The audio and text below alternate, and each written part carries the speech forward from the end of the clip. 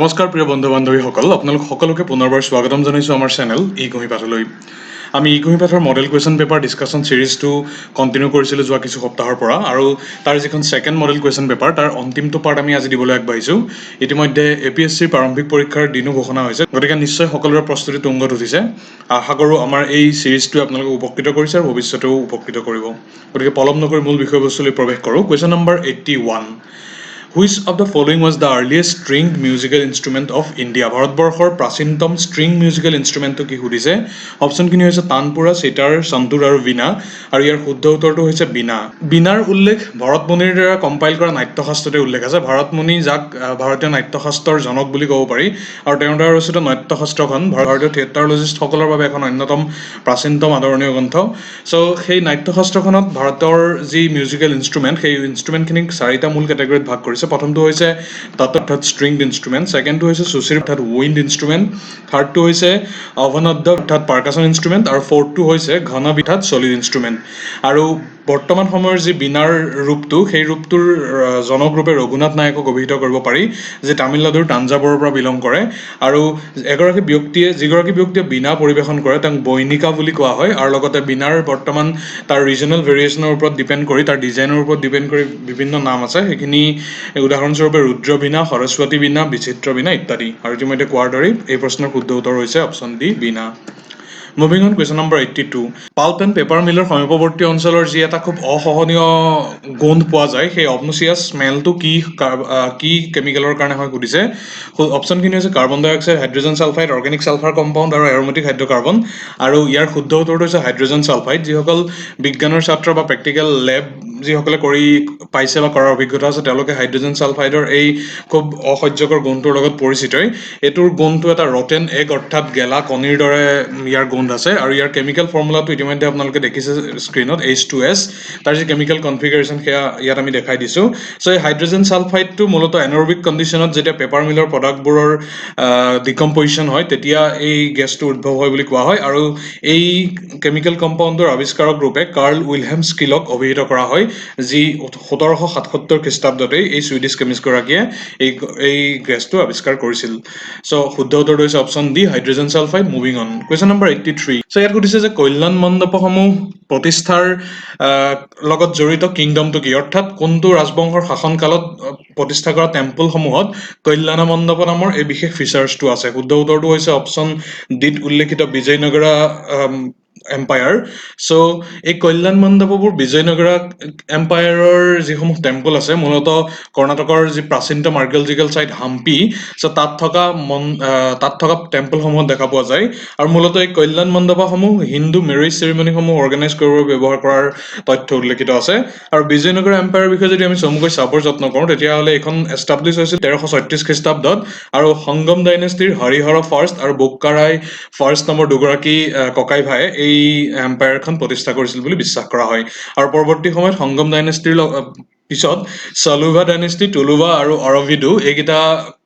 ডাইনেষ্টিয়ে এই বিজয়নগৰ এম্পায়াৰত শাসন চলাইছিল। আৰু বিজয়নগৰ এম্পায়াৰৰ আটাইতকৈ প্ৰখ্যাত যিগৰাকী ৰজা, তেওঁৰ নাম হৈছে কৃষ্ণদেৱৰায়। তেওঁ তুলুভা ডাইনেষ্টিৰ পৰা বিলং কৰিছিল। আৰু তাৰ উপৰিও তেওঁ অমুক্তমালয়দা আৰু জম্বাৱতী কল্যাণমৰ দৰে বিখ্যাত গ্ৰন্থ ৰচনা কৰি উলিয়াইছিল। আৰু তেওঁ বিভিন্ন স্থাপত্য শিল্পৰো নিৰ্মাণকৰ্তাৰ ৰূপে জনপ্ৰিয়। তাৰ উদাহৰণ হৈছে হাজাৰৰাম টেম্পল, বিদ্যালয়স্বামী টেম্পল ইত্যাদি। আৰু তেওঁৰ ৰয়েল কৰ্টত অষ্টদিগ্গজ নামেৰে 8গৰাকী খুব বিখ্যাত স্কলাৰো ৰাখিছিল বুলি কোৱা হয়। চ' যদি প্ৰশ্ন আহে যে বিজয়নগৰ টেম্পলৰ আটাইতকৈ প্ৰখ্যাত ৰজাগৰাকী কোন, তেতিয়াহ'লে তেওঁ হ'ব তুলুভা ডাইনেষ্টিৰ কৃষ্ণদেৱৰায়। আৰু শুদ্ধ উত্তৰটো এই প্ৰশ্নটোৰ সংক্ৰান্তত হৈছে option D, Vijayanagara. Moving on, question number 85. ইয়াত সুধিছে যে অসমে বাংলাদেশৰ লগত কিমান দৈৰ্ঘ্যৰ ইণ্টাৰনেশ্যনেল বৰ্ডাৰ শ্বেয়াৰ কৰে। চ' এই প্ৰশ্নটোৰ শুদ্ধ উত্তৰ চোৱাৰ আগতে আমি প্ৰথমতে গোটেই ডিটেইলছখিনি চাই লওঁ, ইণ্টাৰনেশ্যনেল বৰ্ডাৰ আৰু ষ্টেট বৰ্ডাৰৰ ইণ্টাৰষ্টেট বৰ্ডাৰ ৰিলেটেড। চ' অসমে মূলতঃ দুখন ফৰেইন কাণ্ট্ৰিৰ লগত বৰ্ডাৰ শ্বেয়াৰ কৰে। সেইখন হৈছে বাংলাদেশ আৰু ভূটান। চ' বাংলাদেশৰ লগত অসম প্ৰায় 267.5 কিলোমিটাৰ আৰু ভূটানৰ লগত প্ৰায় 265.8 কিলোমিটাৰ বৰ্ডাৰ শ্বেয়াৰ কৰে। এই গোটেইখিনি তথ্য আমি গভৰ্ণমেণ্ট অফ আছামৰ directorate of border protection and development তেওঁলোকৰ ৱেবছাইটৰ পৰা সংগ্ৰহিত কৰিছোঁ। আৰু তেওঁলোকে উল্লেখ কৰা অনুসৰি এইখিনি survey of India, statistical survey of ইণ্ডিয়াৰ পৰা তেওঁলোকে উল্লেখ কৰা তথ্য। এই প্ৰশ্নটোত যিখিনি অপশ্যন আছিল তাৰ আটাইতকৈ আটাইতকৈ ক্লোজেষ্ট যিটো অপশ্যন সেইটো অপশ্যন চি আছে গতিকে সেই 262 কিলোমিটাৰটোকে আমি শুদ্ধ উত্তৰৰূপে বিবেচনা কৰিছোঁ এতিয়া যদি ইণ্টাৰনেশ্যনেল বাউণ্ডেৰী অসমৰ কোনকেইখন জিলাই শ্বেয়াৰ কৰে বাংলাদেশ আৰু ভূটানৰ লগত সেইটো যদি সোধে তেতিয়াহ'লে 8খন এনেকুৱা জিলা আছে চ' তাৰে ভূটান বৰ্ডাৰ শ্বেয়াৰ কৰে ক্ৰমে বাক্সা কোকৰাঝাৰ চিৰাং আৰু ওদালগুৰি মূলতঃ বিটিএডিৰ এলেকাত থকা জিলাসমূহে আৰু বাংলাদেশ বৰ্ডাৰ শ্বেয়াৰ কৰে ক্ৰমে কৰিমগঞ্জ ধুবুৰী কাছাৰ আৰু চাউথ চালমৰা মানকাছাৰ এই 4খন জিলাই এতিয়া ইণ্টাৰষ্টেট বৰ্ডাৰৰ বিষয়েও কেতিয়াবা প্ৰশ্ন সোধা দেখা পোৱা যায় যে অসমে কোন কেইখন বৰ্ডাৰৰ লগত নিজৰ সীমা তেওঁলোকে শ্বেয়াৰ কৰি থাকে মূলতঃ অসমে 7খন ষ্টেটৰ লগত তেওঁলোকে ইণ্টাৰষ্টেট বাউণ্ডাৰী শ্বেয়াৰ কৰে সেইখন হৈছে ক্ৰমে নাগালেণ্ড মণিপুৰ ত্ৰিপুৰা ৱেষ্ট বেংগল অৰুণাচল প্ৰদেশ মিজোৰাম আৰু মেঘালয় চ' ইয়াৰ আটাইতকৈ যিটো লাৰ্জেষ্ট ইণ্টাৰষ্টেট বাউণ্ডাৰী অসমৰ আছে সেইটো হৈছে মেঘালয়ৰ লগত 884.9 কিলোমিটাৰ আৰু ছেকেণ্ড লাৰ্জেষ্টটো হৈছে অৰুণাচল প্ৰদেশৰ লগত 804.1 কিলোমিটাৰ এইকেইটা গুৰুত্বপূৰ্ণ মুভিং অন কুৱেশ্যন নম্বৰ 86 ইয়াত সুধিছে যে নেশ্যনেল ৰুৰেল হেল্থ মিছন কেতিয়া লঞ্চ কৰা হৈছিল চ' এইটো কনফিউজ হ'ব নালাগে নেশ্যনেল হেল্থ মিছনৰ লগত ইয়াত স্পেচিফিকেলি ৰুৰেল হেল্থ মিছন গ্ৰাম্য স্বাস্থ্য অভিযান কেতিয়া স্থাপিত কৰা হৈছিল সুধিছে আৰু প্ৰশ্নটোৰ শুদ্ধ উত্তৰ হৈছে অপশ্যন ডি 2005 চ' নেশ্যনেল ৰুৰেল হেল্থ মিছন যাক NRHM বুলি কোৱা হয় এইটো তদানীন্তন প্ৰাইম মিনিষ্টাৰ মনমোহন সিঙে 2005 চনৰ এপ্ৰিলৰ 12 তাৰিখে লঞ্চ কৰিছিল আৰু ইয়াৰ মূল লক্ষ্যই আছিল মূলতঃ যিসমূহ গ্ৰাম্য এলেকাত বসবাস কৰা জনসাধাৰণ তেওঁলোকক এক্সেচিবল এফৰ্ডেবল আৰু কোৱালিটি হেল্থ কেয়াৰ ইনফ্ৰাষ্ট্ৰাকচাৰ উপলব্ধ কৰোৱাটো আৰু পৰৱৰ্তী সময়ত 2013 চনৰ মে মাহত এটা নতুন অৰ্ডাৰ ওলাইছিল যিটোৰ জৰিয়তে নেশ্যনেল আৰবান হেল্থ মিছন এটা লঞ্চ কৰা হৈছিল আৰু এই national urban health mission NUHM আৰু national rural health mission NRHM দুইটাক কম্বাইন কৰি বৰ্তমানৰ যি নেশ্যনেল হেল্থ মিছন NHM এইটো প্ৰতিষ্ঠা কৰা হৈছিল এতিয়া এই NHRMৰ আণ্ডাৰত EAG যিসমূহ ষ্টেট আছে সেই EAG ষ্টেটসমূহৰ সমান্তৰালভাৱে নৰ্থ ইষ্টত থকা ষ্টেটসমূহ জম্মু এণ্ড কাশ্মীৰ আৰু হিমাচল প্ৰদেশ এই বিশেষ এডমিনিষ্ট্ৰেটিভ এৰিয়াকেইটাক বিশেষ গুৰুত্ব প্ৰদান কৰা হৈছে এতিয়া এইখিনিতে EAG ষ্টেট কোনকেইখন সেইটোৰ বিষয়ত প্ৰশ্ন উত্থাপিত হ'ব পাৰে মূলতঃ ভাৰতবৰ্ষৰ 8খন ছ'চিঅ' ইকনমিকেলি খুব বেকৱাৰ্ড ষ্টেট নাম যাৰ হৈছে বিহাৰ ছত্তীশগড় ঝাৰখণ্ড মধ্যপ্ৰদেশ ওড়িশা ৰাজস্থান উত্তৰাঞ্চল আৰু উত্তৰ প্ৰদেশ এইকেইখনক একেলগে এম্পাৱাৰ্ড একশ্যন গ্ৰুপ ষ্টেট বুলি কোৱা হয় EAG ষ্টেট আৰু এইটো বিশ্বাস কৰা হয় যে ডেমোগ্ৰাফিক ট্ৰেনজিশ্যনৰ ক্ষেত্ৰত আৰু লগতে মৰ্টেলিটি ৰেটৰ উন্নীতকৰণৰ ক্ষেত্ৰত এই ৰাজ্যকেইখন পিছ পৰি আছে গতিকে NHMে north eastern state Jammu Kashmir আৰু হিমাচল প্ৰদেশৰ সমান্তৰালভাৱে এই EAG ষ্টেটসমূহক বিশেষ গুৰুত্ব প্ৰদান কৰে আৰু নেশ্যনেল ৰুৰেল হেল্থ মিছনৰ প্ৰতিষ্ঠা হৈছিল 2005 চনত মুভিং অন কুৱেশ্যন নম্বৰ 87 ইয়াত সুধিছে যে ভাৰতবৰ্ষৰ প্ৰথম তিনিখন যি ইউনিভাৰ্চিটি ক্ৰমে কলকাতা বম্বে আৰু মাদ্ৰাজ সেইকেইখনৰ এষ্টাব্লিছমেণ্টৰ কাৰণে ৰিকমেণ্ডেশ্যন কোনে পঠাইছিল বা কোনখন বিশেষ ডকুমেণ্টেশ্যনত এই এষ্টাব্লিছমেণ্ট ৰিকমেণ্ডেশ্যনটো প্ৰথম গ্ৰহণ কৰা হৈছিল শুদ্ধ উত্তৰটো হৈছে অপশ্যন চি চাৰ্লছ উডছ ডেছপাটছ চ' এই বিশেষ যি ডকুমেণ্টখন তাতেই প্ৰথম ইউনিভাৰ্চিটি স্থাপনৰ বাবে প্ৰস্তাৱ প্ৰেৰণ কৰা হৈছিল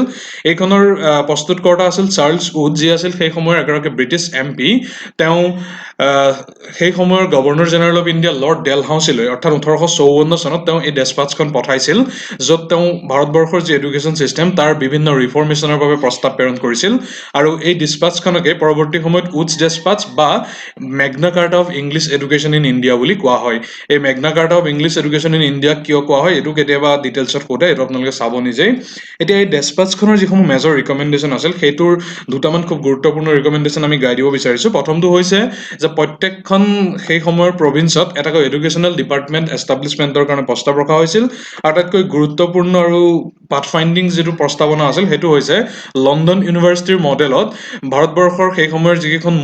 মুখ্য চিটি অৰ্থাৎ বম্বে কলকাতা আৰু মাদ্ৰাজ তাত একোখনকৈ ইউনিভাৰ্চিটি স্থাপনৰ বাবে প্ৰস্তাৱ প্ৰেৰণ কৰা হৈছিল ইয়াৰ উপৰি প্ৰত্যেক ডিষ্ট্ৰিক্টতে এখনকৈ গভৰ্ণমেণ্ট স্কুল তাৰ সমান্তৰালভাৱে প্ৰাইভেট স্কুলসমূহক এফিলিয়েশ্যন দি তাক গ্ৰাণ্ট ইন এইড প্ৰদান কৰা আৰু ইণ্ডিয়ান যিসমূহ নেটিভ যিসমূহ ভাৰতবৰ্ষৰ ইণ্ডিজিনিয়াছ পিপল তেওঁলোকক ভাৰ্নাকুলাৰ লেংগুৱেজত বা তেওঁলোকৰ মাডাৰ টাঙত শিক্ষা প্ৰদান কৰাৰ দৰে বিভিন্ন প্ৰস্তাৱ ইয়াত ৰখা হৈছিল আৰু এই উডছ ডেছপাটছৰ পৰামৰ্শ অনুসৰি এডুকেশ্যনেল ডিপাৰ্টমেণ্ট এষ্টাব্লিছমেণ্টৰ লগতে 1857 চনত কলকাতা বম্বে আৰু মাদ্ৰাজ ইউনিভাৰ্চিটি ক্ৰমে এষ্টাব্লিছ কৰা হৈছিল গতিকে চনটো কেতিয়াবা সোধে 1857 আৰু ইয়াৰ ৰেলিভেণ্ট যিখন ডকুমেণ্ট প্ৰথম য'ত উল্লেখ আছিল এই প্ৰস্তাৱটো সেইখন হৈছে Charles Wood's despatch moving on question number 88 সহজ প্ৰশ্ন প্ৰায় এইটো অহা দেখা পোৱা যায় যে মহাত্মা গান্ধীয়ে ডু অৰ ডাই যিটো শ্লোগান সেইটো কোনটো মুভমেণ্টৰ সময়ত দিছিল আৰু ইয়াৰ শুদ্ধ উত্তৰটো হৈছে কুইট ইণ্ডিয়া মুভমেণ্ট অৰ্থাৎ ভাৰতীয় আন্দোলনৰ সময়ত মহাত্মা গান্ধীৰ 1942 চনৰ 8 আগষ্ট তাৰিখে প্ৰদান কৰা যিটো বিখ্যাত কুইট ইণ্ডিয়া স্পীচ সেইটোতেই এই ডু অৰ ডাই শ্লোগানটো প্ৰদান কৰা হৈছিল এই শ্লোগানটো সেই সময়ৰ গোৱালিয়ৰ টেংক মৈদাম বম্বেত অৱস্থিত যি গোৱালিয়ৰ টেংক মৈদাম পাৰ্ক তাত মহাত্মা গান্ধীয়ে দিছিল আৰু পৰৱৰ্তী সময়ত এইখনক আগষ্ট ক্ৰান্তি মৈদান বা আগষ্ট ৰিভলিউশ্যন গ্ৰাউণ্ড হিচাপে নামাকৰণ কৰা হৈছিল এতিয়া পৰীক্ষাত এই ডু অৰ ডাই শ্লোগানটোৰ বাদেও আন বহুত কেইটা শ্লোগান আৰু তাৰ প্ৰদান কৰা ব্যক্তিসকলৰ বিষয়ে সোধা দেখা পোৱা যায় সেইকাৰণে আমি এখন লিষ্ট ইয়াত উল্লেখ কৰি দিছো ইনকলাব জিন্দাবাদ প্ৰথম শ্লোগানটো এই লিষ্টৰ খুব বিখ্যাত এইটো হৈছে ভগত সিঙে প্ৰথম দিছিল নেক্সট তুম মুঝে খুন দো মে তুমহে আজাদী দুংগা give me blood and I will give you freedom এইটো দিছিল সুভাষ চন্দ্ৰ বসুৱে নেক্সট সাৰে জাহা সে আচ্ছা হিন্দুস্তান হামাৰা এইটো দিছিল মহম্মদ ইকবাল তাৰপিছত স্বৰাজ হামাৰা জন্মসিদ্ধ অধিকাৰ হে Swaraj is my birth right and I shell have it এইটো দিছিল বাল গংগাধৰ তিলকে নেক্সট বন্দে মাতাৰম খুব বিখ্যাত বংকিম চন্দ্ৰ চেটাৰ্জীৰ সৃষ্টি নেক্সট দিল্লী চলো এইটো সুভাষ চন্দ্ৰ বসুৱে দিছিল next back to the Vedas so' এইটো কেতিয়াবা অহা দেখা পোৱা যায় বেক টু দ্য বেদাস পুনৰ বৈদিক যি শিক্ষা তালৈ উভতি যোৱাৰ প্ৰস্তাৱনাৰ এই শ্লোগানটো দিছিল দয়ানন্দ সৰস্বতী আৰু পূৰ্ণ স্বৰাজৰ যি দাবী সেই দাবী উত্থাপিত হৈছিল জৱাহৰলাল নেহৰুৰ দ্বাৰা চ' এইকেইটা শ্লোগান কেতিয়াবা অহা দেখা পোৱা যায় আৰু এই প্ৰশ্নটোৰ শুদ্ধ উত্তৰ হৈছে option A Quit India Movement moving on question number 89 ইয়াত সুধিছে যে বাৰ্ড ফ্লু সেইটো কি ভাইৰাছে কজ কৰে চ' বাৰ্ড ফ্লু কজ কৰা ভাইৰাছ কেইটাৰ অপশ্যন ইয়াত ৰাখিছে H5N1 HIV H6N2 আৰু PH3 আৰু ইয়াৰ শুদ্ধ উত্তৰটো হৈছে অপশ্যন এ H5N1 এতিয়া মূলত bird flu formally avian influenza বুলি কোৱা হয় চ' এইটো হৈছে ইনফ্লুৱেঞ্জাৰ এটা ভেৰাইটি যিটো এই HPAI বা H5N1 এই বিশেষ ভাইৰাছটোৰ পৰা সংঘটিত হয় HPAI হৈছে হাইলি পেথোজেনিক এভিয়ান ইনফ্লুৱেঞ্জা আৰু এইটো মূলত এটা এছিয়ান ভেৰাইটি বুলি গণ্য কৰা হয় চ' এই বাৰ্ড ফ্লুটো ইনফ্লুৱেঞ্জা ভাইৰাছৰ পৰা সৃষ্টি হোৱা আন যিসমূহ ফ্লু যেনে swine flu dog flu horse flu বা হিউমেন ফ্লু এনেকুৱা বিভিন্ন ইনফ্লুৱেঞ্জা ভাইৰাছৰ ষ্ট্ৰেইনৰ পৰা হোৱা এটা বেমাৰ আৰু লগতে এই ভাইৰাছটোৰ প্ৰথম ডিটেকশ্যন হৈছিল 1996ত গিজ চৰাইবিধত আৰু এইটো চাইনাত প্ৰথম আৱিষ্কাৰ কৰা হৈছিল আৰু প্ৰথম হিউমেন কণ্টামিনেশ্যন 1997ত ডিটেক্ট কৰা হৈছিল during a poultry outbreak in Hong Kong আৰু তাৰপিছত বিশ্বৰ বিভিন্ন দেশত প্ৰায় 50খনতকৈ অধিক দেশত এই এভিয়ান ইনফ্লুৱেঞ্জা ভাইৰাছ বা বাৰ্ড ফ্লু এই ভাইৰাছৰ সংক্ৰমণ ধৰা পৰিছে আৰু মূলত 6খন দেশক এই ভাইৰাছটোৰ এণ্ডেমিক কাণ্ট্ৰি হিচাপে ঘোষণা কৰা হৈছে সেইকেইখন হৈছে ক্ৰমে Bangladesh China Egypt India Indonesia আৰু ভিয়েটনাম ইণ্ডিয়াও ইয়াৰ এণ্ডেমিক ষ্টেট চ' শুদ্ধ উত্তৰটো হৈছে ইতিমধ্যে উল্লেখ কৰা option A H5N1 moving on question number 92 ইয়াত মাজতে দুটা কুৱেশ্যন আমি স্কিপ কৰিছোঁ কিয়নো এই মডেল কুৱেশ্যন পেপাৰতেই লাষ্ট দুখন মডেল কুৱেশ্যন পেপাৰতে সেইকেইটা কুৱেশ্যন ৰিপিট হৈছিলে ইতিমধ্যে আগতে কভাৰ কৰা আছে কুৱেশ্যন নম্বৰ 90 আৰু 91 চ' গতিকে ডাইৰেক্ট 92 লৈ আমি গৈছোঁ ইয়াত গ্ল'বেল হাংগাৰ ইণ্ডেক্স ৰিপৰ্টৰ ৰিলেটেড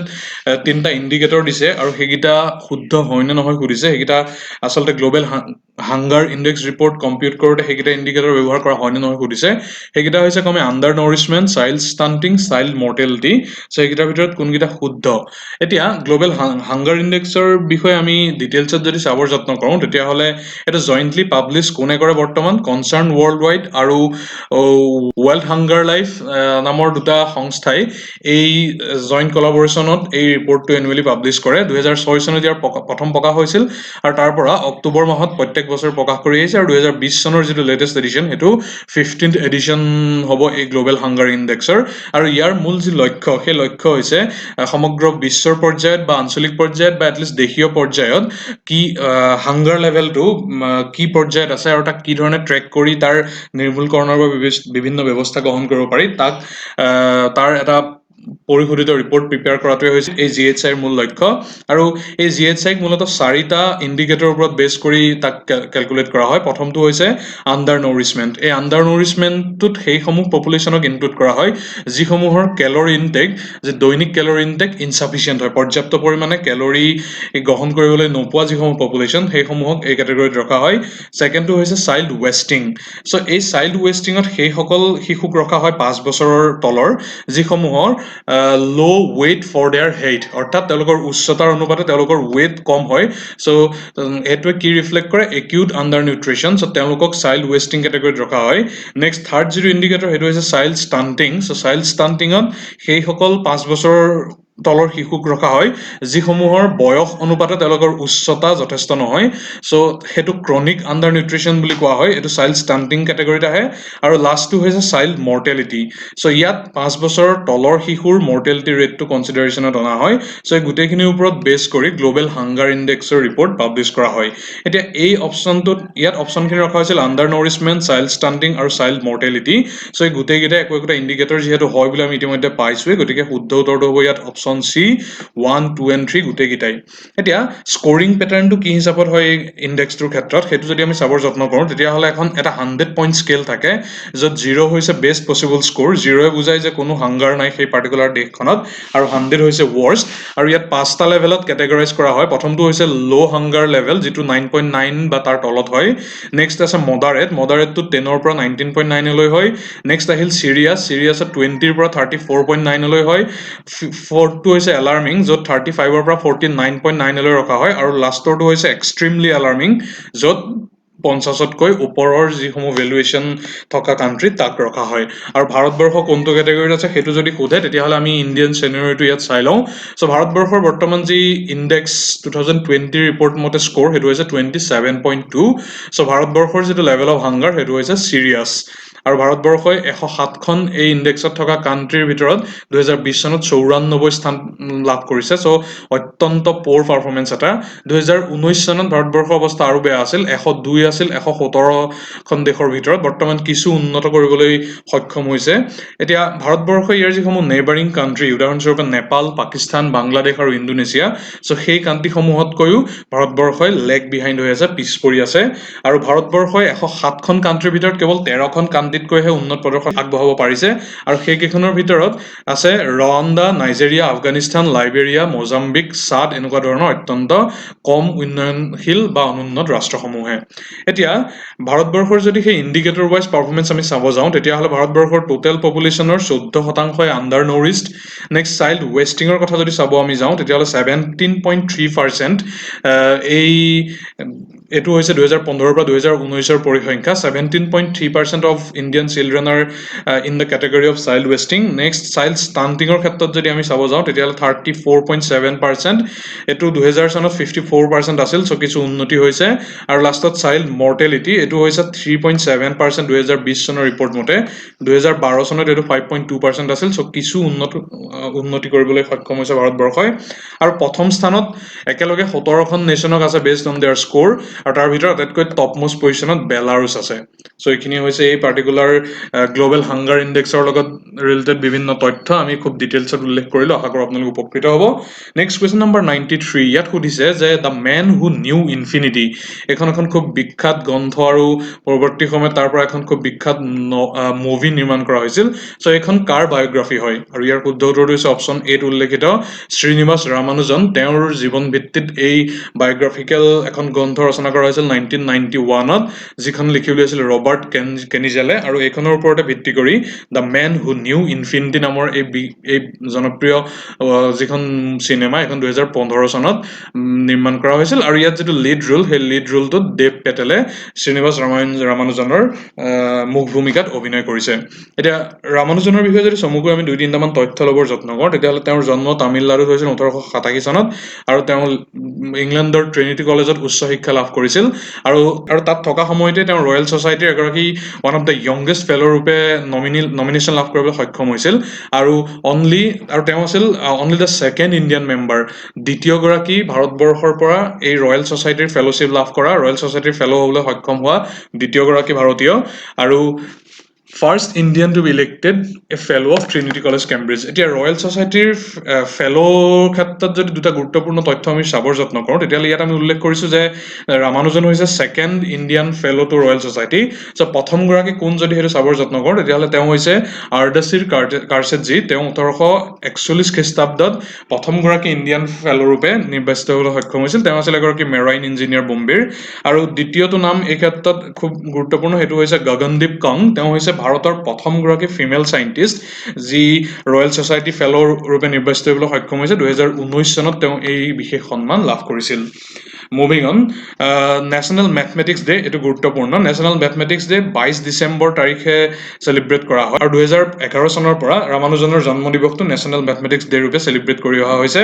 আৰু ৰামানুজনৰ যদি খুব বিখ্যাত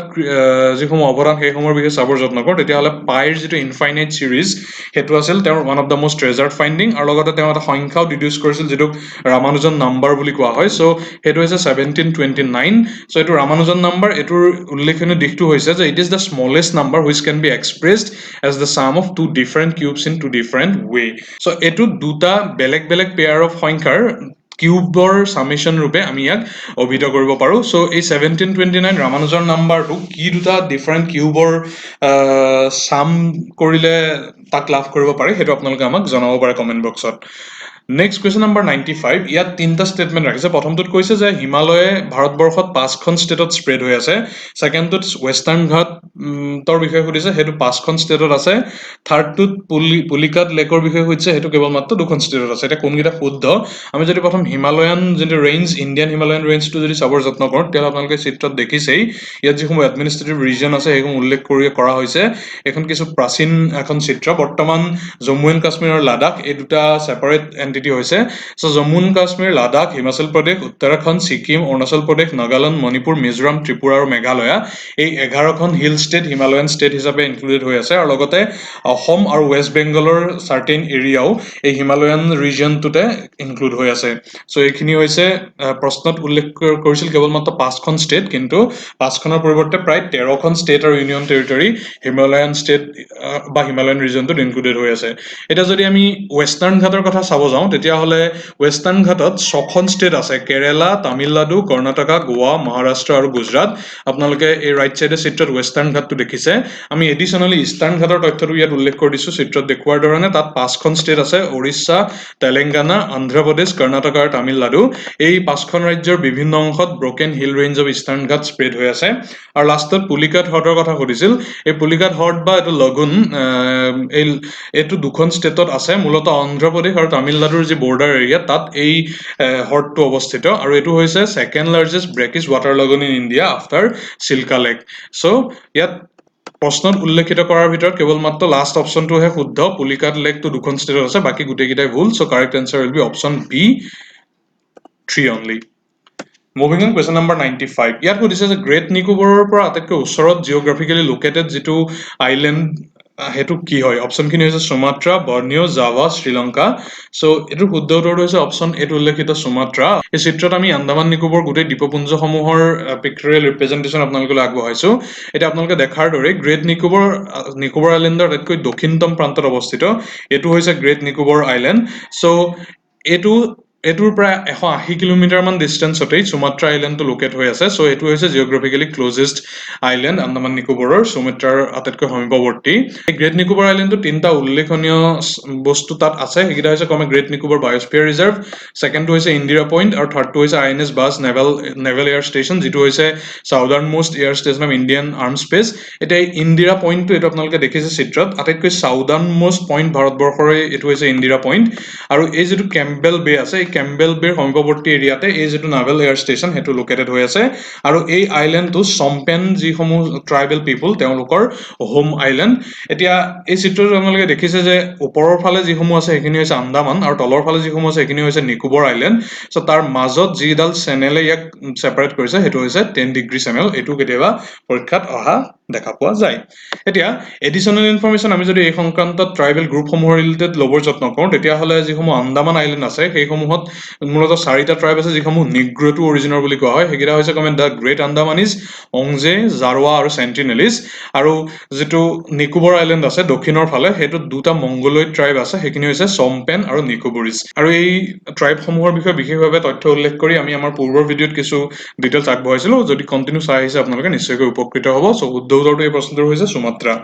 মুভিং অন কুৱেশ্যন নম্বৰ 96 ইয়াত ইণ্ডিয়া আফ্ৰিকা সামিটৰ বিষয়ে সুধিছে প্ৰথমটোত কৈছে যে 2015 চনত থাৰ্ড সামিটখন হৈছিল আৰু ছেকেণ্ডটো ষ্টেটমেণ্টত কৈছে আৰু জৱাহৰলাল নেহৰুৱে এই গোটেই ইনিচিয়েটিভটো লৈছিল 1951তে শুদ্ধ কোনকেইটা সুধিছে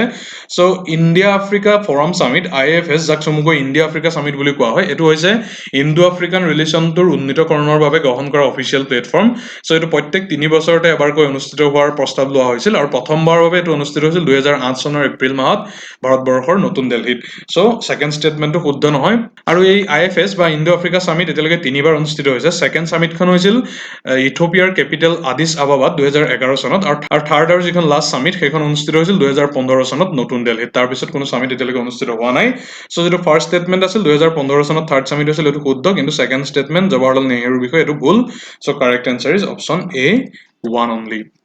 মুভিং অন কুৱেশ্যন নম্বৰ 96 ইয়াত প্ৰথমতে 6খন কাণ্ট্ৰিৰ কথা উল্লেখ কৰিছে Australia Canada China India Japan আৰু USA তাৰ ভিতৰত কোনকেইখন এছিয়ান সংস্থাটোৰ ফ্ৰী ট্ৰেড পাৰ্টনাৰ সুধিছে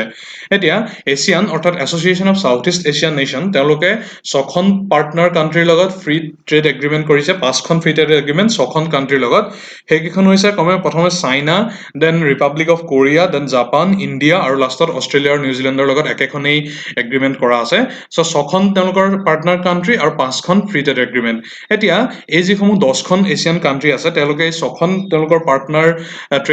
ট্ৰেড পাৰ্টনাৰসমূহৰ লগত একেলগে এটা পাৰ্টনাৰশ্বিপ প্ৰগ্ৰেম তেওঁলোকে কমেন্স কৰিছে সেইটো হৈছে ৰিজনেল কম্প্ৰিহেনচিভ ইকনমিক পাৰ্টনাৰশ্বিপ যাক চমুকৈ RCEP বুলি কোৱা হয় 2012 চনৰ পৰা এই পাৰ্টনাৰশ্বিপটো ফৰ্মুলেট কৰাৰ বাবে বিভিন্ন আলোচনা চলি আহিছিল আৰু এই যিটো RCEP এই প্ৰগ্ৰেমটোৰ মূল লক্ষ্যই হৈছে এছিয়ান মেম্বাৰ ষ্টেট আৰু এছিয়ান FTA পাৰ্টনাৰসমূহৰ মাজত এটা মডাৰ্ণ কম্প্ৰিহেনচিভ হাই কোৱালিটি আৰু মিউচুৱেলি বেনিফিচিয়েল ইকনমিক পাৰ্টনাৰশ্বিপ গঢ়ি তোলা কিন্তু 2019 চনৰ নৱেম্বৰ মাহত এছিয়ান +3 যিখন সামিট হৈছিল তাতে ভাৰতবৰ্ষই বিভিন্ন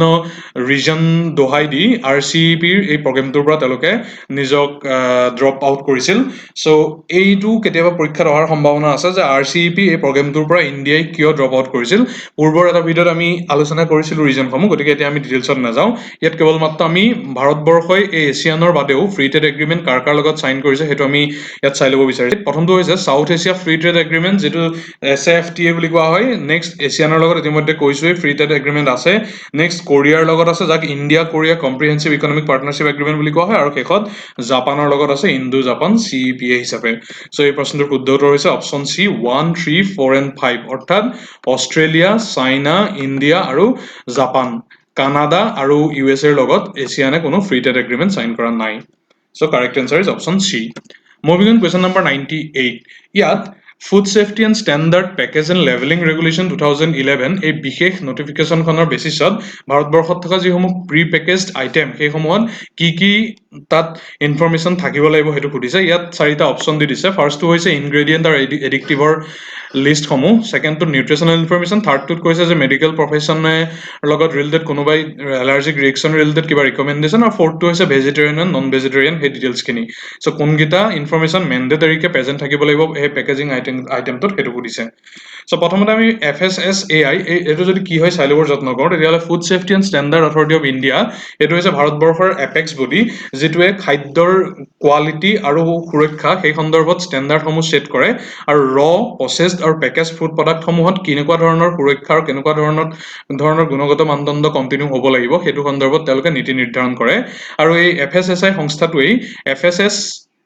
পেকেজিং এণ্ড লেভেলিং ৰেগুলেশ্যন 2011ত প্ৰত্যেকটো প্ৰি পেকেজ ফুড আইটেমত কি তাত ইনফৰমেশ্যন থাকিব লাগিব তাৰ এখন লিষ্ট তেওঁলোকে প্ৰদান কৰিছিল সেইখিনি আমি ইয়াত উল্লেখ কৰি দিছোঁ গোটেইখিনি চ' প্ৰথমটো হৈছে খাদ্যটোৰ যিটো নাম সেইটো নাম থাকিব লাগিব নেক্সট তাত কি ইনগ্ৰেডিয়েণ্ট আছে সেইটো থাকিব লাগিব থাৰ্ডত সেই খাদ্যটোৰ যিসমূহ নিউট্ৰিচনেল ইনফৰমেশ্যন সেইখিনি থাকিব লাগিব উদাহৰণস্বৰূপে তাত কিমান কেলৰি আছে তাত কি আইটেম আছে ভিটামিনেই হওক প্ৰটিনেই হওক বা কাৰ্বহাইড্ৰেট জাতীয় তেনেকুৱা ধৰণৰ ইনফৰমেশ্যনখিনি থাকিব লাগিব চতুৰ্থতে সেই খাদ্যটো ভেজ নে নন ভেজ তাত থাকিব লাগিব ভেজ নন ভেজৰ লগত সেইটো পিক্টৰিয়েল ৰিপ্ৰেজেণ্টেশ্যনৰ তাক বুজাব পাৰি সেইখিনি হৈছে যে যদি গ্ৰীণ এটা চাৰ্কল এটা গ্ৰীণ স্কোৱাৰৰ ভিতৰত থাকে তেতিয়াহ'লে সেইটো তাক বুজোৱা হয় ভেজ সেইটো ভেজ আইটেম আৰু যদি ব্ৰাউন চাৰ্কল এটা ব্ৰাউন স্কোৱাৰ এটাৰ ভিতৰত থাকে তেতিয়াহ'লে সেইটো নন ভেজ আইটেম বুজোৱা হয় কিন্তু ৰিচেণ্টলি কালাৰ ব্লাইণ্ড পিপুলসকলৰ সুবিধা হোৱাকৈ কিছু চেঞ্জ এই ৰিপ্ৰেজেণ্টেশ্যনটোত অনা হৈছে ইয়াত কি কৰা হৈছে যে প্ৰায় কালাৰ ব্লাইণ্ড পিপুলসকলৰ বাবে ৰঙা আৰু সেউজীয়া এই দুইটা তেওঁলোকে আইডেণ্টিফাই কৰাটো কিছু সহজ হৈ নাথাকে চ' সেইটো কাৰণে যিটো নন ভেজ আইটেমৰ শ্বেপ সেইটোৰ শ্বেপ পূৰ্বৰ যিটো স্কোৱাৰ সেই স্কোৱাৰৰ পৰা তাক ট্ৰায়েংগল শ্বেপলৈ কনভাৰ্ট কৰা হৈছে যাতে যদি কালাৰৰ ভিত্তিত তাক ডিফাৰেঞ্চিয়েট কৰিব নোৱাৰে তেতিয়াহ'লে শ্বেপটোৰ ভিত্তিত আকাৰটোৰ ভিত্তিত যাতে কালাৰ ব্লাইণ্ড পিপুলসকলে সেইখিনি আইডেণ্টিফাই কৰিব পাৰে সেইটোৰ নিৰ্ণয়কৰণৰ বাবে এই বিশেষ পদক্ষেপটো লোৱা হৈছে চ' এই চাৰিটাৰ উপৰিও ফুড এডিটিভ কিবা যদি আছে তেতিয়াহ'লে সেইটো উল্লেখ থাকিব লাগিব নেক্সট নেট কোৱান্টিটি কিমান পৰিমাণৰ খাদ্য আছে তাত সেইটো উল্লেখ থাকিব লাগিব নেক্সট বেটছ আইডেণ্টিফিকেশ্যন টোটেল সেইটো কি বেটছৰ বা কি লট বা কি কোডৰ সেই খাদ্যটো নিৰূপণ কৰা হৈছে সেইটো থাকিব লাগিব তাত বেটছ নাম্বাৰ আমি প্ৰায় খাদ্যবোৰ দেখাই পাওঁ নেক্সট মেনুফেকচাৰিং বা পেকিঙৰ ডেটটো উল্লেখ থাকিব লাগিব আৰু তাৰ সমীপৱৰ্তী অঞ্চল এৰিয়াতে বেষ্ট বিফৰ বা ইউজ বাই ডেট অৰ্থাৎ কিমান দিনৰ কাৰণে সেই প্ৰিপেক্ট আইটেমটো খাবৰ বাবে উপযুক্ত হৈ থাকিব লাগিব সেইটো স্পষ্টভাৱে উল্লেখ কৰিব লাগিব লগতে যদি ইম্পৰ্টেড ফুড হয় তেতিয়াহ'লে কাণ্ট্ৰি অফ অৰিজিনটো মেনশ্যন কৰিব লাগিব আৰু লগতে কি ধৰণে তাক খাব পাৰে সেই ইনষ্ট্ৰাকশ্যনখিনি থাকিব লাগিব চ' এইখিনি এই 2011 চনৰ নটিফিকেশ্যনটোত উল্লেখ আছে চ' ইয়াৰে যিসমূহ নেট কোৱান্টিটি মেনুফেকচাৰ ডিটেইলছ এনেকুৱা বস্তুসমূহ লিগেল মেট্ৰলজি এক্টৰ আণ্ডাৰতো তাক নিৰূপণ কৰা তাক বাধ্যতামূলকভাৱে তাক সেই পেকেজত উল্লেখ থাকিব লাগে চ' লিগেল মেট্ৰলজি হওক বা food safety standard authority of India তেওঁলোকৰ দুইটাৰ কম্বাইণ্ড ডিৰেকশ্যনত এই এনেকুৱা পেকেজ কমিটিসমূহৰ যাতে সম্পূৰ্ণ সুৰক্ষা আৰু গ্ৰাহকসকলে যাতে তাৰ পৰা কোনো ক্ষতি নহয় সেয়া নিশ্চিত কৰা থাকে মুভিং অন কুৱেশ্যন নম্বৰ 99 আজিৰ ভিডিঅ'টোৰ পেনাল্টিমেট প্ৰশ্ন চ' ইয়াত সুধিছে যে ড্ৰিংকিং ৱাটাৰত খোৱা পানীত ফ্ল'ৰাইডৰ প্ৰেজেঞ্চ হ'লে তাত কি ধৰণৰ ক্ষতি হ'ব পাৰে শাৰীৰিকভাৱে অপশ্যনখিনি হৈছে মটলিং of teeth dental fluorosis skeletal ফ্ল'ৰচিছ আৰু অল অফ দ্য এবভ এতিয়া প্ৰথমতে আমি ফ্ল'ৰিন আৰু ফ্ল'ৰাইডৰ বিষয়ে যদি কিছু চমুকৈ তথ্য ল'বৰ যত্ন কৰোঁ তেতিয়াহ'লে ফ্ল'ৰিন হৈছে এটা এলিমেণ্ট যিটো পিৰিয়ডিক টেবুলত থাকে কিন্তু তাৰ হাই ৰিয়েক্টিভিটিৰ কাৰণে ই চিম্পলি এলিমেণ্টেল ষ্টেজত নাথাকে আৰু ফ্ল'ৰাইড ফৰ্মত থাকে আৰু আৰ্থৰ যিটো ক্ৰাষ্ট তাৰ 0.3 গ্ৰাম পাৰ কেজি হিচাপত এই ফ্ল'ৰিনটো প্ৰেজেণ্ট থাকে এতিয়া ফ্ল'ৰিনৰ যিটো ফ্ল'ৰাইড ফৰ্ম সেই ফ্ল'ৰাইড ফৰ্মটো খোৱা পানী বা বিভিন্ন খাদ্যত থকা দেখা পোৱা যায় কিন্তু যদি তাৰ এডিকুৱেট এমাউণ্টতকৈ বেছিকৈ থাকে তেতিয়াহ'লে সি শৰীৰৰ ওপৰত এডভাৰ্চ এফেক্ট কৰে মূলতঃ টুথ যিসমূহ এনামেল আছে সেইসমূহত প্ৰথমতে এফেক্ট কৰে চ' এই টুথ ইনামেলৰ যিটো এটা লেয়াৰ বা চামনি পৰে সেইটো লাগে য়েল্ল' কালাৰ নিচিনা হওক বা ব্ৰাউন বা যিকোনো ধৰণৰ চ' সেইটোকেই ইয়াত অপশ্যন এত উল্লেখিত যিটো মটলিং অফ টিথ সেইটো বুলি ক'ব পাৰি আৰু যদি ফ্ল'ৰাইডৰ পৰিমাণটো 0.9ৰ পৰা 1.2 মিলিগ্ৰাম পাৰ লিটাৰ হৈ যায়গৈ তেতিয়াহ'লে সি মাইল্ড ডেণ্টেল ফ্ল'ৰচিছ বা চিৰিয়াছ তাতকৈ বেছি হ'লে চিৰিয়াছ ডেণ্টেল ফ্ল'ৰচিছ অৰ্থাৎ দাঁতৰ ক্ষয়ীকৰণ হ'বলৈ আৰম্ভ কৰে আৰু যদি ফ্ল'ৰাইডৰ লেভেলটো তাতকৈ বহুত বাঢ়ি যায় উদাহৰণস্বৰূপে 3 পৰা 6 mg পাৰ লিটাৰ পৰিমাণত যদি পাইগৈ তেতিয়াহ'লে কেৱল মাত্ৰ সেইটো দাঁততে সীমাবদ্ধ নাথাকে তাৰ পৰিৱৰ্তে বন ষ্ট্ৰাকচাৰতো ই ক্ষতি কৰে যাক স্কেলিটেল ফ্ল'ৰচিছ বুলি কোৱা হয় আৰু যদি আটাইতকৈ বেছি পৰিমাণে ফ্ল'ৰাইড পানীত প্ৰেজেণ্ট থাকে 10 mg পাৰ লিটাৰ বা তাতকৈ অধিক হয় তেতিয়াহ'লে স্কেলিটেল ফ্ল'ৰচিছৰ আটাইতকৈ যিটো বিপদজনক পৰ্যায় ক্ৰিপলিং স্কেলিটেল ফ্ল'ৰচিছ যিটোৱে আমাৰ বন ষ্ট্ৰাকচাৰটোত যিটোৱে আমাৰ স্পাইনেল কৰ্ডত আঘাত কৰে নাৰ্ভাছ চিষ্টেমটো ব্ৰেকডাউন হয়তো কৰি পেলাব পাৰে চ' তেনেকুৱা ষ্টেজটোক ক্ৰিপলিং স্কেলিটেল ফ্ল'ৰচিছ বুলি কোৱা হয় চ' ইয়াত উল্লেখিত যিসমূহ option mottling of teeth dental fluorosis skeletal fluorosis এই গোটেইখিনি ফ্ল'ৰাইড পানীত বেছিকৈ থাকিলে হ'ব পাৰে so' correct answer is option D all of the above moving on আজিৰ এই ভিডিঅ'টোৰ অন্তিমটো প্ৰশ্ন আৰু আমাৰ এই মডেল কুৱেশ্যন পেপাৰ ডিছকাশ্যন চিৰিজৰ অন্তিমটো প্ৰশ্ন কুৱেশ্যন নম্বৰ 100 ইয়াত সুধিছে যে কালিদাসৰ উল্লেখ থকা ইনস্ক্ৰিপশ্যনটো কি অপশ্যনখিনি হৈছে Allahabad pillar inscription Ajanta caves Aihole inscription আৰু আলপাডু গ্ৰাণ্ট চ' ইয়াৰ ভিতৰত শুদ্ধ উত্তৰটো হৈছে আইহোল ইনস্ক্ৰিপশ্যন ইয়াতেই কালিদাসৰ নাম উল্লেখ আছে চ' কৰ্ণাটকৰ এই আইহোল ৰিজনটোত বহুত এনেকুৱা ইনস্ক্ৰিপশ্যন পোৱা যায় তাৰ ভিতৰত আটাইতকৈ যি উল্লেখনীয় বা পপুলাৰ সেইটো হৈছে মেগুটি টেম্পলত যিটো ইনস্ক্ৰিপশ্যন আছে সেইটো যাক আইহোল ইনস্ক্ৰিপশ্যন বা আইহোল প্ৰশস্তি বুলি কোৱা হয় আৰু এইটো চালুক্য ৰজা পুলকেশী দ্বিতীয়লৈ প্ৰদান কৰা এটা ইউলজি যিটো লিখি উলিয়াইছিল তেওঁৰে ৰয়েল পয়েট ৰবি কীৰ্তিয়ে আৰু চালুক্য ৰজা পুলকেশীৰ যি বিভিন্ন সামৰিক বিজয় বা তেওঁ হৰ্ষবৰ্ধনৰ ওপৰত লাভ কৰা সফলতা বা তেনেকুৱা ধৰণৰ বিভিন্ন প্ৰশস্তিৰ কাহিনী এই ইনস্ক্ৰিপশ্যনটোত উল্লেখিত হৈ আছে চ' শুদ্ধ উত্তৰটো হৈছে এই প্ৰশ্নটোৰ আইহোল ইনস্ক্ৰিপশ্যন আৰু ইমানতে আমি এই ভিডিঅ' চিৰিজটোৰ সামৰণি মাৰিছোঁ আমি পৰৱৰ্তী পৰ্যায়ত আমাৰ নিজৰ ফালৰ পৰা মডেল কুৱেশ্যন পেপাৰৰ চিৰিজ আপোনালোকক প্ৰিলিমছৰ পূৰ্বে আপোনালোকৰ প্ৰস্তুতিত সহায় হোৱাকৈ দিবলৈ যত্ন কৰিম চ' চাই থাকিবলৈ নাপাহৰিব ইকুহিপাত ধন্যবাদ শুভৰাত্ৰি